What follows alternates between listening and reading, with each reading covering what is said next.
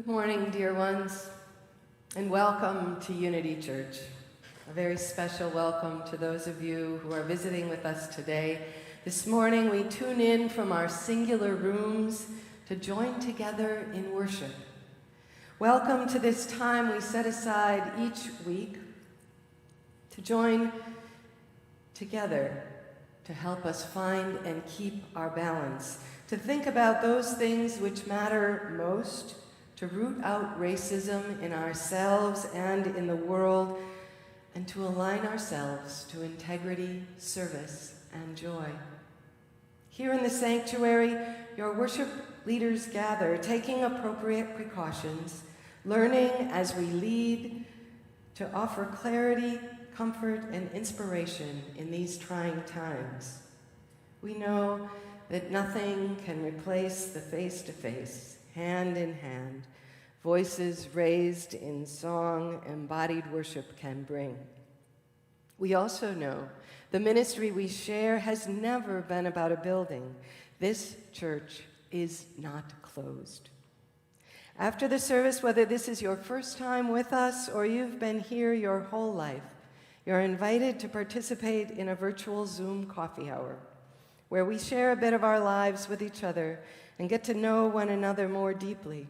Stay for just a few minutes or stay up to 45 minutes to connect in smaller breakout rooms. Information about how to participate is available on Unity's homepage, and the link to coffee hour will be shared at the end of this service. If you would like to learn more about Unity Church and Unitarian Universalism, we invite you to participate in Finding Yourself at Unity, today at 1 p.m. The topic of this week's 1-hour online offering is pastoral care. Information about how to connect with the class is available on our homepage. Next Sunday, as we continue our exploration of journey as our worship theme, Reverend Jan Eller-Isaacs and Worship Associate Richard Lau will consider journeys that are unexpected and choices that are unplanned. In the coming days and weeks, we will continue to find new ways to come together for worship, for learning, for deep connection, for justice, and for love. Welcome, and stay tuned.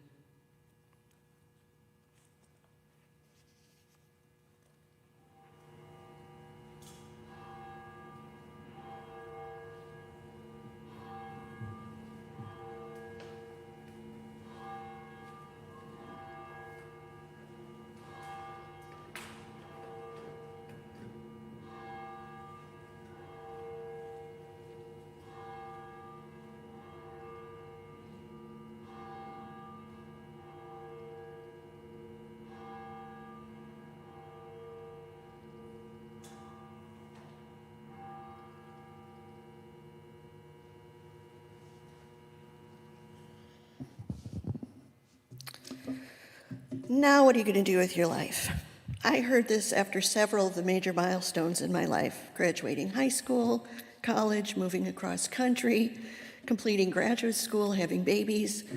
My dad was famous for asking in a joking way, "So now what are you going to do with your life?" I used to get annoyed. "I don't know. Was not this recent and great accomplishment enough?"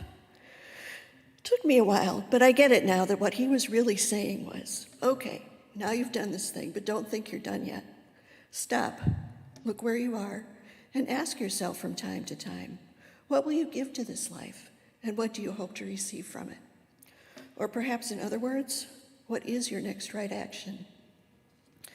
Took me even longer, like maybe this week, to say with some degree of okayness, "I don't know." As a parent, student, teacher, reference librarian, grant applicant, communications director, I've trained my whole life to have answers.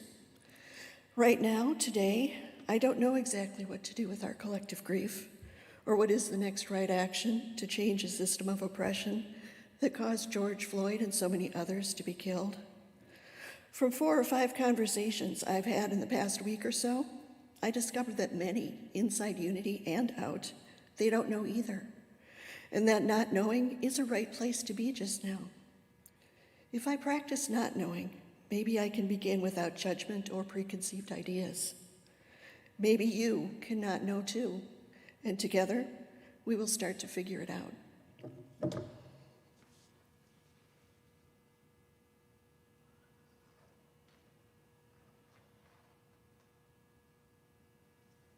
Come, let us worship together.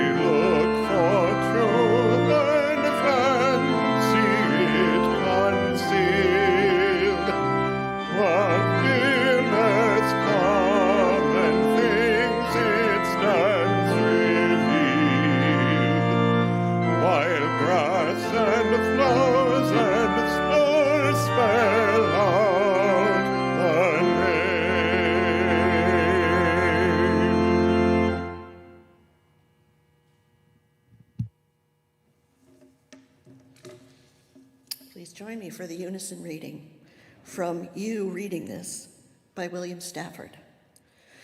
Will you ever bring a better gift for the world than the breathing respect that you carry wherever you go right now? Are you waiting for a time to show you some better thoughts? When you turn around, starting here, lift this new glimpse you found. Carry it into evening, all that you want from this day. This interval you spent reading or hearing this, keep it for life. What can anyone give you greater than now, starting here, right in this room, when you turn around? Please join me for a moment of silence.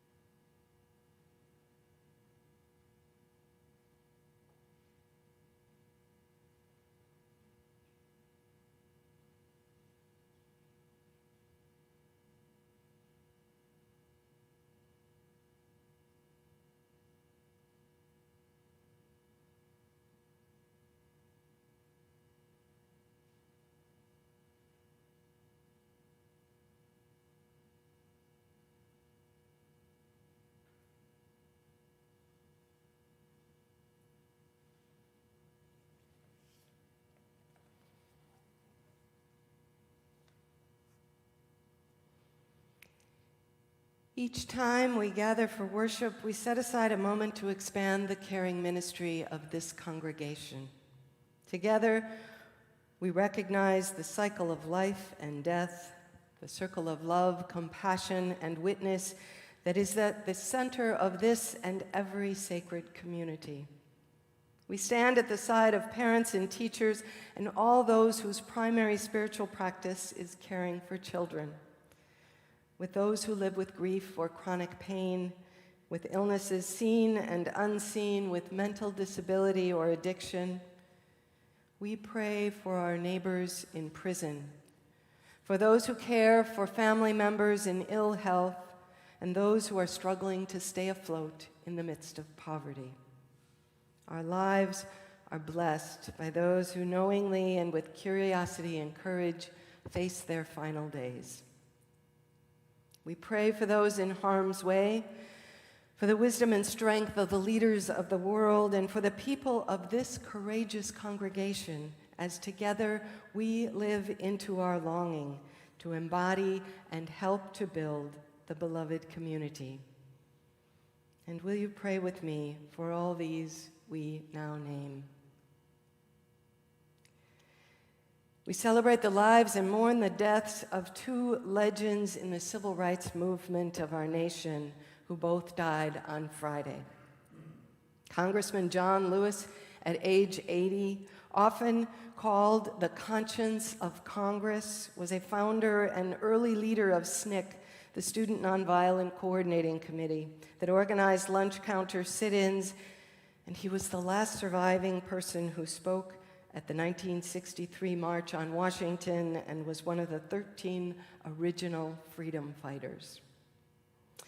From the history-changing beating he suffered as a young man peacefully marching in protest on the Pettus Bridge in Selma to his decades of service in Congress beginning in 1986, Congressman Lewis lived out his charge to others, quote, "When you see something that is not right, not fair, not just, you have a moral obligation to do something, to say something." He devoted his life to that moral obligation, inspiring us to do the same. The Reverend C.T. Vivian also died on Friday at the age of 95. Vivian was a member of Martin Luther King Jr.'s inner circle, described by the New York Times as a paladin of nonviolence on the front lines of bloody confrontations. He led passive protesters through shrieking white mobs and with discipline and endurance absorbed the blows of segregationists and complicit law enforcement officials across the South, end quote. Vivian, too, was a lifelong exemplar for us, leaving a legacy much needed in today's times of racial violence, unrest, and hope for change.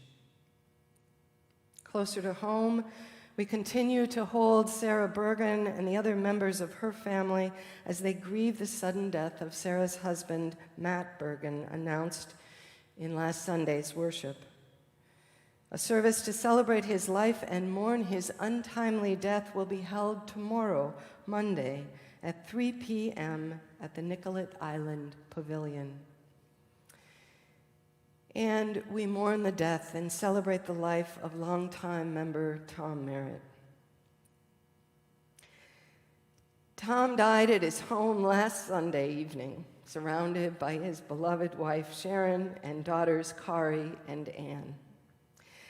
Tom's death followed a cancer journey of over 3 years, during which he continued to sing in the choir here, volunteer at Unity's front desk, and provide leadership and support of the congregation in countless ventures, including our partnership with our sister congregation in Homerode St. Peter, where no doubt many more are grieving his death too. As his daughter Kari wrote in an email after his death, he left, quote, "a legacy of curiosity about and love for nature," and the song Blue Boat Home, which was played and sung by Ahmed at the beginning of this service in Tom's memory. Today's flowers here on the chancel have also been provided by his family in loving memory.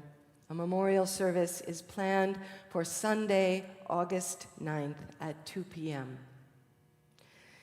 Finally, we rejoice in the arrival of one more Redeemer, Ida Knight, born July 6th to parents Kyle and Kara Knight and older brother Teddy.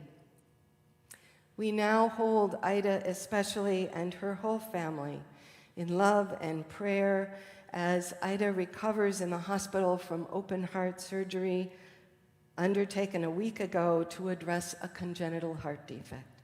She is reportedly doing well. May we stand in compassionate solidarity with our neighbors here at home and all around the world. May we and they be instruments of a just and lasting peace. I now invite you to speak aloud or hold in the silent sanctuary of your hearts the names of those you would like to lift today in worship.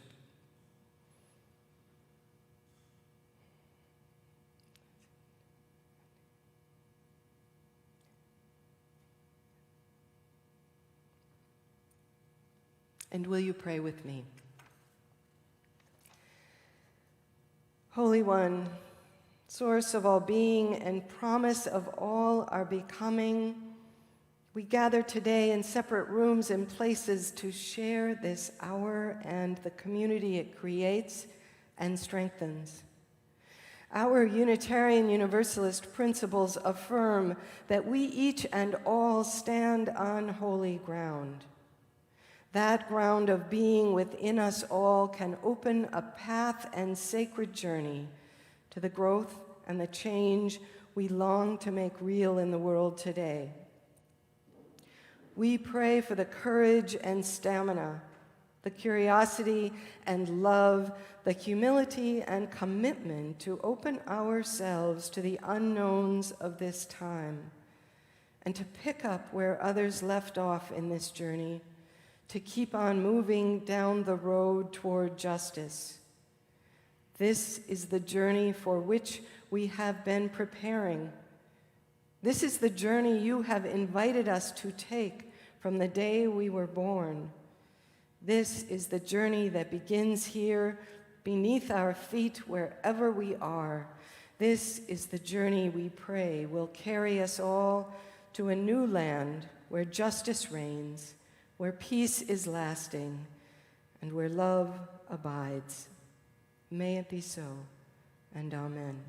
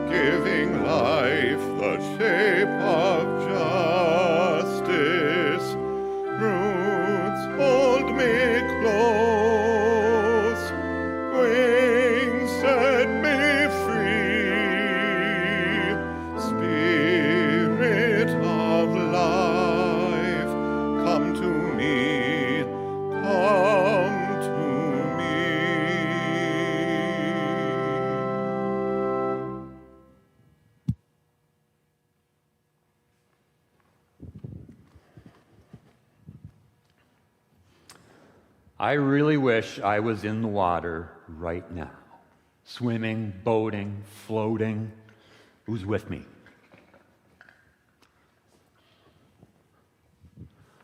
I mean, really, water is amazing, isn't it? I know that the world and everything in it is made up of like 90% water, but still, I find it a fascinating thing. And bodies of water, lakes, rivers, oceans, they call to me. Peaceful, relaxing, refreshing, but also powerful and relentless. Come on, let's dive into a story about the river.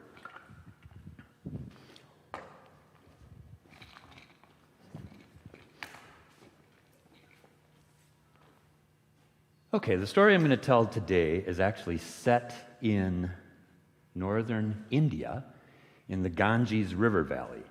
And it takes place about 625 BC.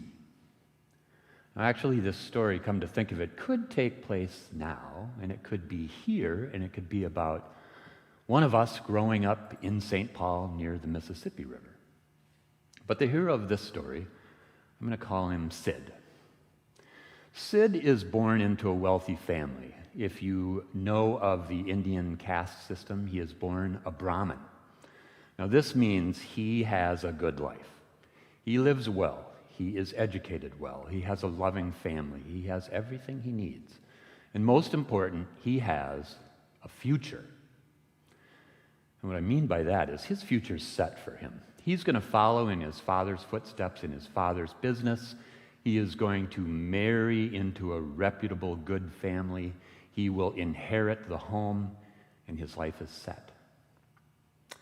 But Sid is a curious boy, and as he gets older, he begins to wonder, is this what I want to do with my life? Is this the only path? Is this absolutely what I got to do? So he talks with his mom and his dad and his family and friends, and he expresses this, I'm not sure this is what I want to do. And his parents and friends and family say, Sid, you're crazy. What's the matter with you? It's all there for you. It's set. You've got it made. Well, you can maybe imagine how this sits with him. And so as he's in his teens, he one day experiences a group of wandering ascetics come to his house. Now, what does that mean? How can I describe that? Hippies, maybe? No, that probably is too old a term, too. These are a group of people who have given up all of the trappings of modern life. They live simply. They beg for their food, they take what they can get, and they spend their time in meditation and just observing. And they talk with Sid, and they talk with him about his life that he lives now. And he comes to think, this life, I don't know that this is the right life. I think this is maybe superficial. I think I am meant to do something else. And so when this group leaves, Sid leaves with them. And he wanders with them for a long time, and he spends his time in this lifestyle of just wandering where he will. They put off all the trappings. They have no books, no movies, no dancing, no singing. They eat whatever they can, and they spend their time in meditation, and they put all of the trappings away. And this is good for Sid for quite a while. But he starts to think, how can it be with all of the wonderful things in life, the love of others, the love of family, all the wonders of nature, how can it be that it's all bad or all something we don't want? And this starts to really get to him. And so he leaves the ascetics and he wanders. And then one day he finds himself in the garden of a wealthy young businesswoman. Her name is Kamala. And they begin talking. And Kamala is fascinated with Sid, his story. And she looks at him and says, hey, let's do something. Let's give you a bath, put some new clothes on you, and give you a job. And let me show you how to live life. Are you good at math? And he said, well, I was good at math, yes. He says, great, you're going to be my accountant. You're going to help me in business. Let's do this. And so he lives this life for a while, and he is good at math, and he is good at business, and he is successful, and he enjoys his life. He decides to try everything. He lives a rich life of rich foods, fine clothing, lots of fun. He will try anything. And much of this is exciting and fun and great, and a lot of it he has trouble with. And he finally comes to a point where he says, I don't think this is it. I don't think this is what I was meant to do. I don't think this is the purpose of my life. And so one evening, he takes off the fine clothes, folds them up, lays them on the chair, finds the rags that he came in with, puts them on, and leaves. And off he wanders, feeling sad that he has, through all of this, not found out what to do with his life. He eventually finds himself returning to the Ganges River Valley, and he finds the ferryman there to take him across the river. The ferryman looks at him and says, I remember you. I remember when you passed years ago, and you were looking for something. And Sid says, you're right, I was looking for something. And the ferryman smiles and laughs, kind of semi-hysterically, and says, it is so good that you have found it, that you have returned to find it. And Sid says, what are you talking about, old man? And the ferryman says, it is here. What you are looking for is here. It is so great that you have found it. And Sid says, okay, good, great. I think this guy is possibly a little off. And they cross over the river, and Sid gets off. But he stands by the river, and he finds himself drawn to this river, and he looks at it. And he looks at it for a long time. And soon he steps into it, allowing the water to wash across his feet and his ankles and cool him. And this is peaceful. And before long, he finds himself stepping out deeper into the water, and he walks out until the water is up to his chest, and he can feel the current pushing against him, and he's looking off to the, he's looking up to the headwaters to see where it goes around a bend, and then he turns and he looks down the other way to see the river go off as far as he possibly can see into the horizon. And he sees the ferryman looking at him, and he says to the ferryman, hey, where does this river start? And the ferryman says, the river starts here and in the rain. Okay, says Sid, and he says, well, where does this river end? And the ferryman says, the river ends here and in the ocean and in the rain. And Sid says, okay, riddles. He's talking in riddles. But it occurs to him he understands what the ferryman is saying. This river is everywhere. This river is all one. This river may start somewhere, but it flows to its end, it turns to rain, and it starts again. And any place that you step into the river, you are in the river. It is all one. This is a calming thought. And then he thinks, this riddle is what he is saying about my life. And Sid thinks, my life is my birth, it is my youth, it is when I grew up. It is all the things I have done since then, and it is now. And it is the future. And I will die. But I will go on, and somehow I will flow again. And my life is like this river. No matter where it is, there it is. There is my life. Continuing, big, flowing. And with that, he relaxes in the water, and he finds himself staying by that river for a long time, eventually taking over the job of the ferryman and helping others cross the river. And this story for me does not say that in these times we have where we might feel stopped, where we might feel like everything is lost, hard, challenging, what do we do? Where do I go? It isn't saying, don't worry, it's all just one big river. I don't think it's saying that. I think it's saying, jump in. Our lives are big. Our lives flow. They go on.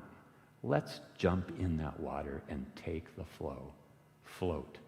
See where it brings us. Okay? So come on in, everybody. The water is fine.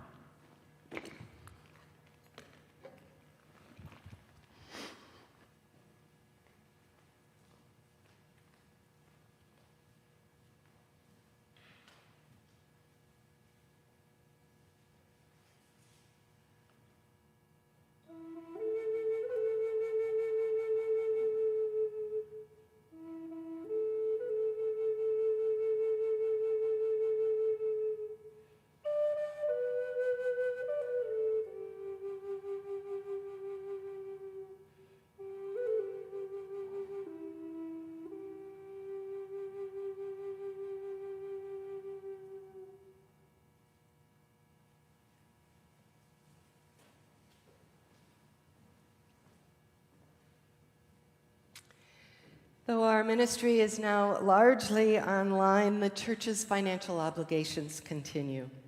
Your support of the church is an expression of the promises we make to each other and to the world. We know that some of you have had your hours reduced and some of you are furloughed or have lost your job. Please let us know if you are facing financial difficulty. We're here to help. But don't let fear undermine your commitment to the ministries we share. Please do your best to be generous with the church so that the church in turn can maintain our staff and programs and keep our promises to the many community partners our Sunday offerings support. Today, the larger portion of our offering will support the Unitarian Universalist Service Committee, a nonprofit, non-sectarian organization of the Unitarian Universalist Association that works to provide disaster relief and promote human rights and social justice around the world. Today, we honor the UUSC's 80th anniversary by supporting their work for human rights wherever they are at risk. They have been especially diligent and active in the areas of climate justice and migrant justice. We have seen them make a difference to countless immigrants and refugees on the borders of this nation and elsewhere. During the offering interlude, please visit Unity's homepage and follow the link there in the Sunday service section to make your donation. You can also use the Give function on your Shelby Next app on your phone if you are a member, or mail a check to the church in the good old-fashioned way. We thank you for your generosity.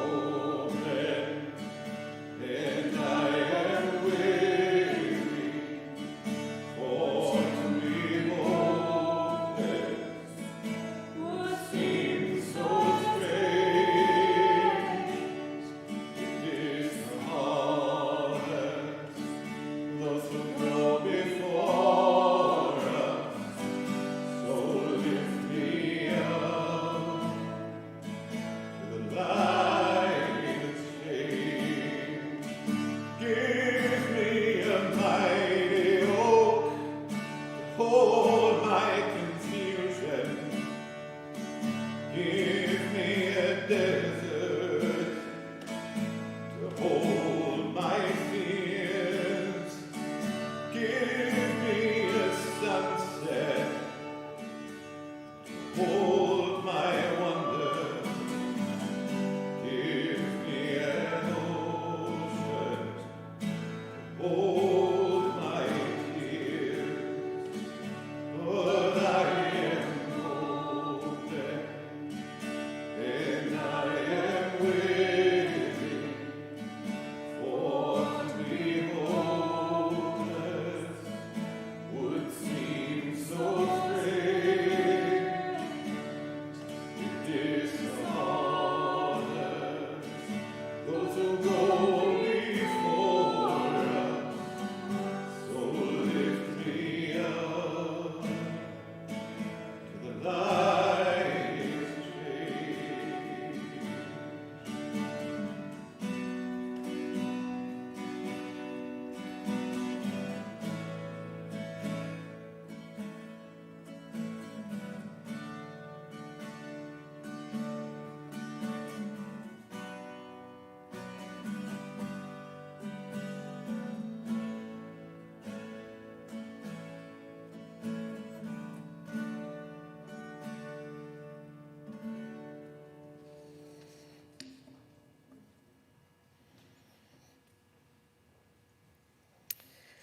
And now we're reading A Journey by Nikki Giovanni. It's a journey that I propose. I am not the guide, nor technical assistant. I will be your fellow passenger. Though the rail has been ridden, winter clouds cover autumn's exuberant quilt. We must provide our own guideposts. I have heard from previous visitors, the road washes out sometimes, and passengers are compelled to continue groping or turn back. I am not afraid. I am not afraid of rough spots or lonely times. I don't fear the success of this endeavor. I am raw in a space not to be discovered, but invented. I promise you nothing. I accept your promise of the same. We are simply riding a wave that may carry or crash. It's a journey, and I want to go.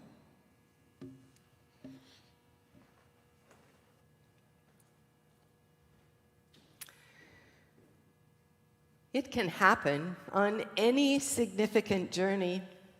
A trip to the Boundary Waters, a first-time visit to a large city, or to the countryside of a terrain never seen before, or flying to a distant country. Remember that pre-COVID experience? You board an aircraft and make the long flight in the familiar discomfort of that compact, sealed chamber, the triple-paned windows offering you your only glimpse at the ground and the miles you are covering. Then you land and disembark. With bags in hand, you find yourself outside where the exhaust assaults your nose and taxi horns blare, and the breeze or the heat or a bracing sub-zero chill snaps you to your senses in high alert. It's as if a drill sergeant marched right through you, blowing a shrill whistle and snatching the cozy blankets of familiarity back from every receptor and nerve in your brain and your body. You remember suddenly, this is why you wanted to travel, even as it jolts you into questioning whether you really should have. But there you are. You're alive. You have arrived. You are awake, having planted your feet on a new ground you have never known before. This is one of the many reasons we choose to take journeys, isn't it? To be enlivened by encountering people, landscapes, cultures, and languages we have not experienced before. To leave the familiar behind and to learn and grow as we adventure into any place mapped in our minds, terra incognita. Last week in a Zoom meeting with some of you, we reflected on this summer's theme of journey And some recalled physical journeys taken earlier. Now that we are unable to travel, whether it's because of age or the pandemic or economics or the environment, we wondered, what is the journey made possible by staying put? Exploring the ground beneath our feet and encountering, as we do, a host of unknowns waiting for us right here. Meaning, wherever you are as you listen to this service today, it is the new and oh so old journey of the here and the now. People travel to wonder, wrote Augustine 1.5 millennia ago, to wonder at the height of the mountains, at the huge waves of the seas, at the long course of the rivers, at the vast compass of the ocean, at the circular motion of the stars. And yet, he noted, they pass by themselves without wondering. When this worship theme was chosen in the first few days of March, we thought it would encourage us to reflect on summer as typically a season of much physical journeying, as well as the beginning of our congregation's journey into what we expected would be a year of interim ministry as the Reverends Rob and Jan prepared to retire in June.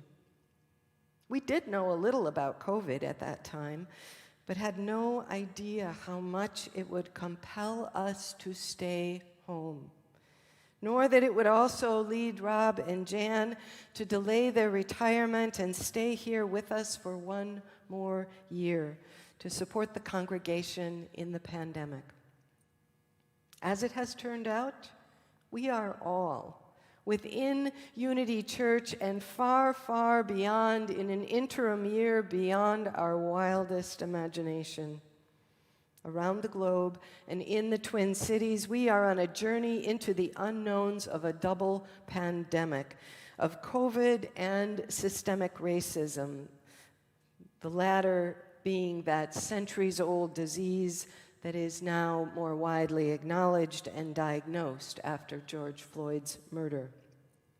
In all this, not only are we coming face to face with ourselves in wonder, as Augustine said we are disinclined to do, but for many of us, we are also experiencing discomfort and even disappointment due to what we are learning about who we are individually and collectively, and what we have known and not known about that before.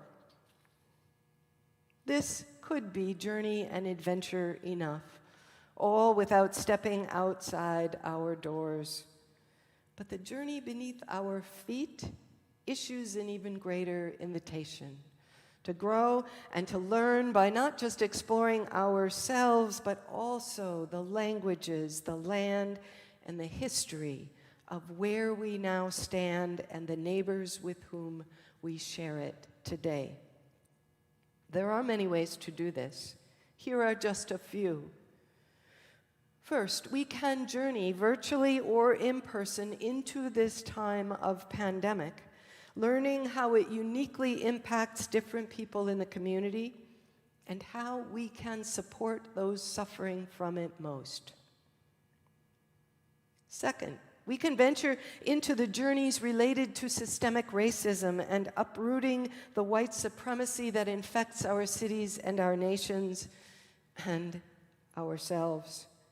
These journeys can take countless forms, from education to advocacy to service to self-assessment and accountability. You'll find a number of invitations into these journeys identified on the church's website under the report called Next Right Action. I hope you'll check it out. And we'll be holding several Wellspring Wednesday night programs next month related to various aspects of this journey. I hope you will join us.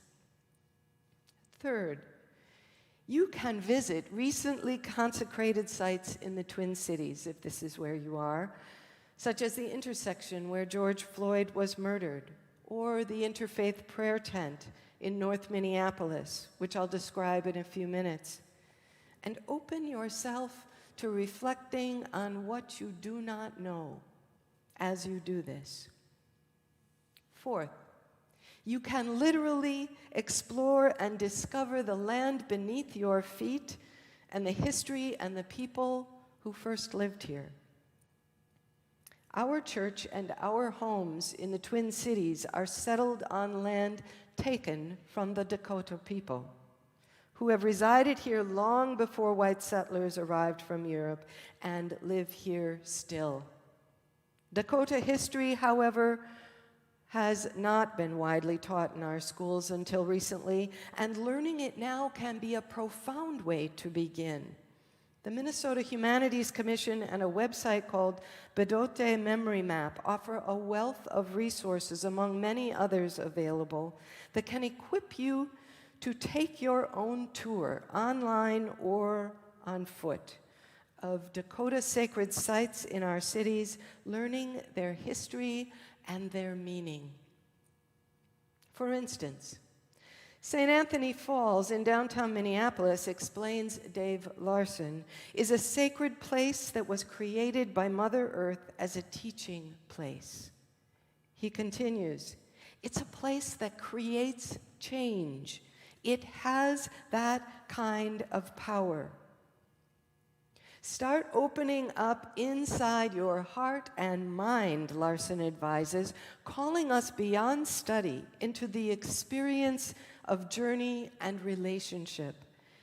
Instead of saying, tell me what this means, he says, try to experience it yourself. Stop using your head. Start using your heart. These journeys are not for the faint of heart. But they are journeys beckoning all of us, perhaps now more urgently than ever, to begin wherever we are. Where else could we start? The most important thing most of us can do to grow spiritually, writes Jonathan Wilson Hartgrove, is to stay in the place where we are.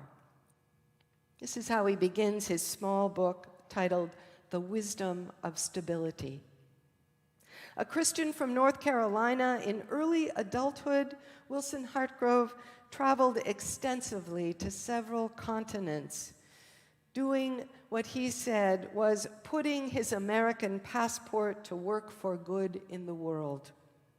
Eventually, inspired by the hospitality he and his wife Leah received in Iraq, the two returned to the United States to practice what they call a new monasticism, establishing what they named the Rutbah House of Hospitality in a challenged neighborhood in the city of Durham. As participants in a mobile culture, Wilson Hartgrove says in his book, our default is to move. Be advised, if you read this book, it's a default he hopes the book will reprogram in its readers. He is clear to name that human movement can be used for good, and I would add, it is often necessary for those leaving their homelands and seeking asylum elsewhere for their very survival. This is crucial. But as Wilson Hartgrove adds, we lose something essential to our existence as creatures if we do not recognize our fundamental need for stability. Trees can be transplanted, he says, often with magnificent results, but their default is to stay.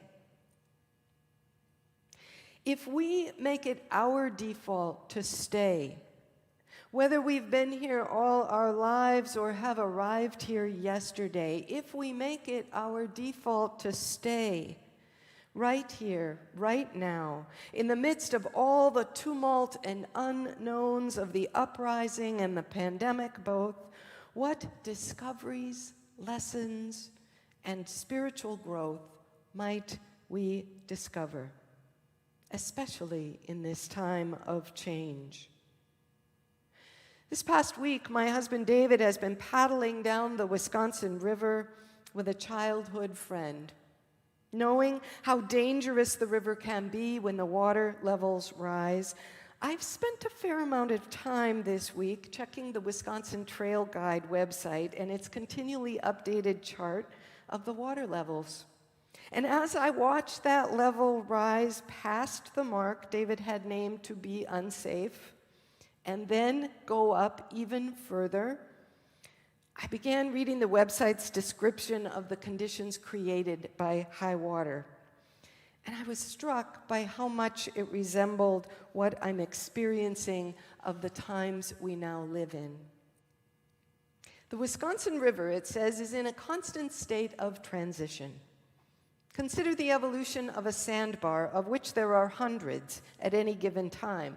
First, a sandbar is created, then reshaped, then shifted, then swept away, while another mysteriously appears nearby and undergoes the same metamorphosis. The same can be said for the river channel, which often shifts, splits, then rejoins itself again and again. And to make it even more interesting, the site says, the river does not move at a constant speed, but fluctuates dramatically.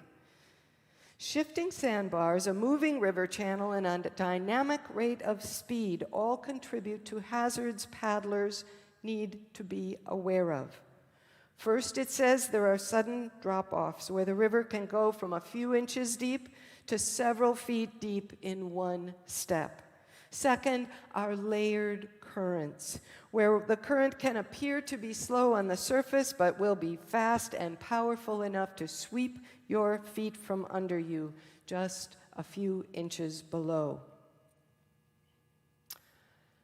It was not comforting, but I'm happy to say that David returned safely home last night. The metaphorical river we are all navigating this summer, though, will be on the move for a long time to come. We are living in a constant state of transition.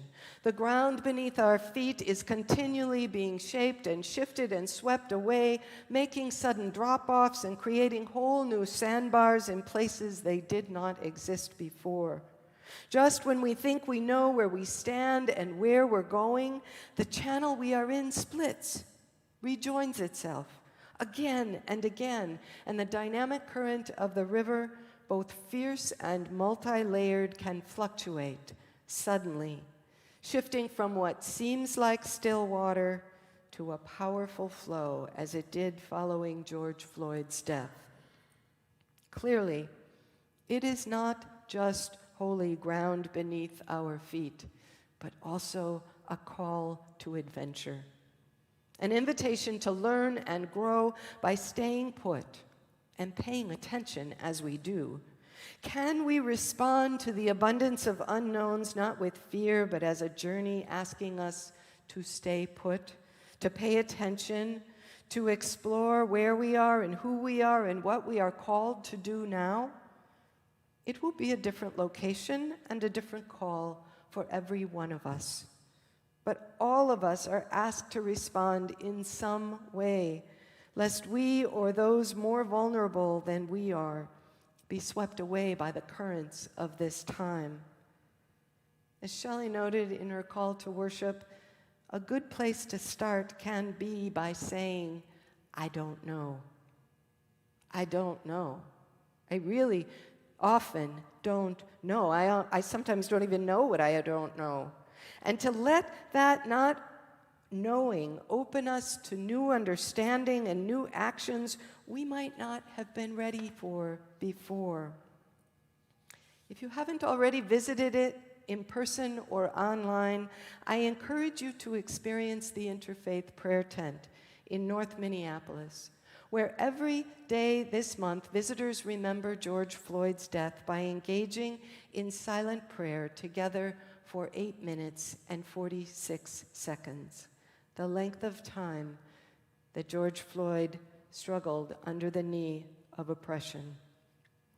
Shelley and I visited the tent together last week while preparing for this service, and as we settled into our socially distanced chairs in the open-air tent on Broadway Avenue, Former City Council member and minister Don Samuels addressed the gathering with these words: "We don't know what to do. The murder of George Floyd, the corona crisis, the looting and burning, the gun violence and distrust have created layers of trauma, and we do not know what to do. We don't know what to do about racism or policing. We don't know if businesses and jobs will come back. We don't know how to help our young people lost to violence. We don't know how to live in peace. We don't know where we go from here. We don't know when the virus will end. It would be easy to despair. But not knowing," he said, "not knowing what to do is actually a spiritual practice. It is acknowledgement of our limitations. It is an opening for God to intervene and our preparation to create a new world.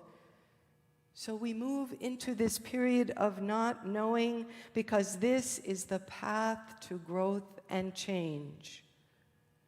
And then he closed his words before we sat in silence with this invitation: let's practice sitting in openness to God's direction so that we will be able to take new action that we might not have been ready for before.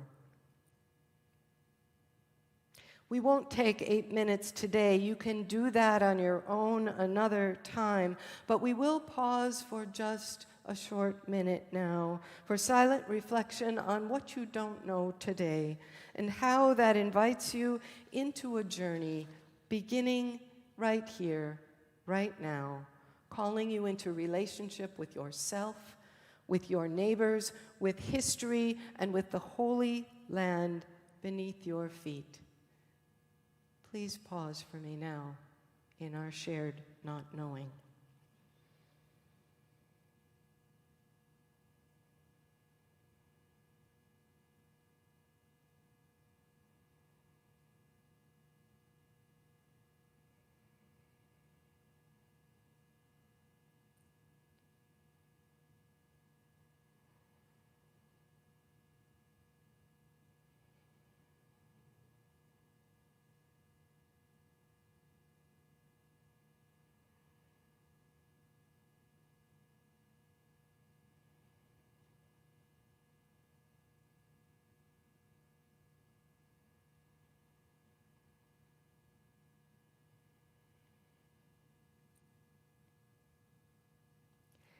It's a journey, the poet says, that I propose. I am not the guide nor technical assistant. I will be your fellow passenger. We provide our own guideposts. The road washes out sometimes, and passengers are compelled to continue groping. Let us not be afraid. Feel the ground beneath your feet, friends, wherever you are. The journey towards justice begins right there. It is the best and only place to begin. Explore its sacred stories and the power that rises from them. Let it change you. Let it heal you. That you, in turn, might participate in the healing and changing of our world. Come, let this journey begin.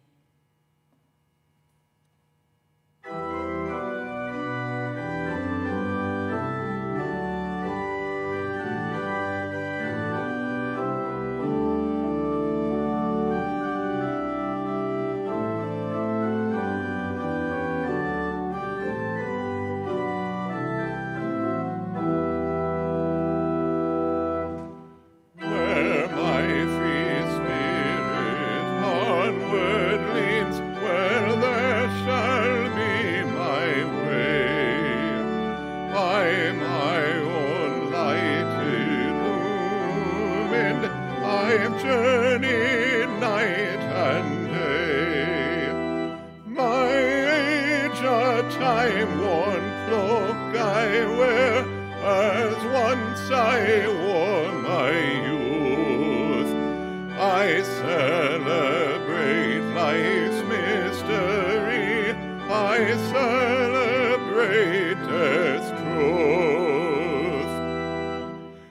My family, mate and a child, but it includes all creatures, be they tame or be they wild.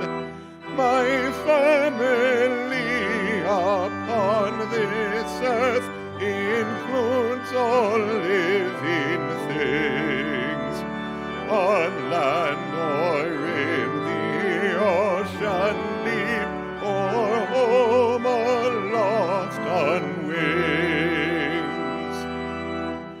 The ever-spinning universe, well, there shall be my home.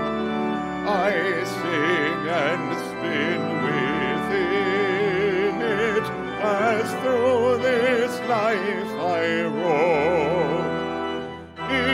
Eternity is hard to ken, and harder still is this. A human life, when truly seen, is briefer than a kiss.